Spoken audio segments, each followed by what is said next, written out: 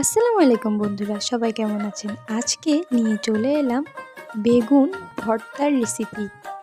এক প্লেট গরম ভাতের সাথে বেগুন ভর্তা হলে আর তো কিছুই লাগে না, পুরো প্লেটে খালি হয়ে যায়।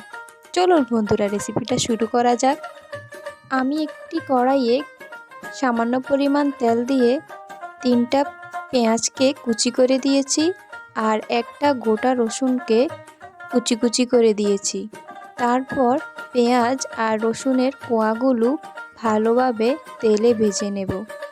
পেঁয়াজ আর রসুনগুলোকে তেলে দিয়ে আমি এখন বেগুন দুটোকে গোল গোল করে কেটে নিয়েছি।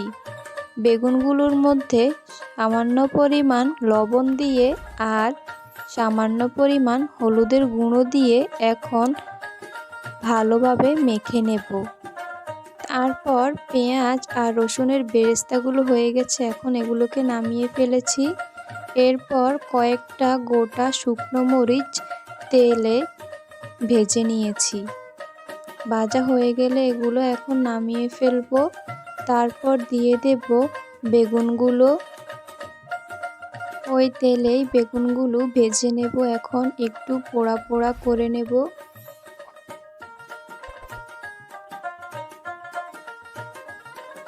সবগুলো বেগুন দিয়ে এরপর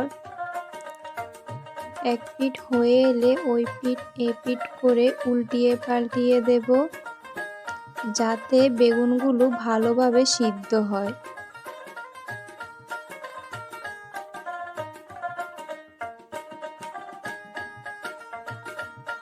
কিছুক্ষণ ভাজার পর বেগুনগুলো হয়ে এলে তারপর নামিয়ে নিব একটি প্লেটে।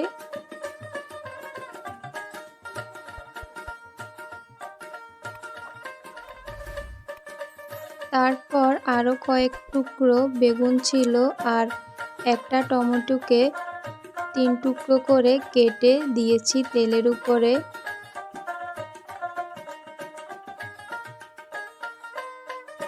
তারপর টমেটো আর বেগুনগুলো এপিট ওপিট করে উল্টিয়ে ভেজে নিয়েছি, এখন নামিয়ে ফেলবো। বন্ধুরা, একটা কথা বলি, ভিডিওটি ভালো লাগলে সবাই সাবস্ক্রাইব করে দিতে ভুলবে না। তারপরে তো আমি এখানে 2টা পেঁয়াজকে কুচি কুচি করে নিয়েছি আর কয়েকটা বিলেতি ধনিয়া পাতা কুচি কুচি করে নিয়েছি। এখন আমি বেগুনের খোসাগুলোকে ফেলে দেব।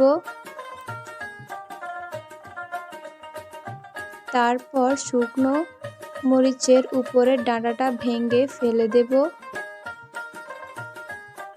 ভেঙে ফেলে দেওয়ার পর শুকনো মরিচের উপর সামান্য পরিমাণ লবণ দিয়ে মরিচগুলো আমি এখন ভেঙে নেব। তারপর টমেটোর খোসাগুলো ফেলে দিচ্ছি। এরপর সবগুলো মেখে নেব। প্রথমে কাঁচা মরিচ আর শুকনো মরিচ একসাথে মেখে নিয়েছি। তারপর পেঁয়াজের বেরেস্তা আর রসুনের বেরেস্তা মেখে নিয়েছি।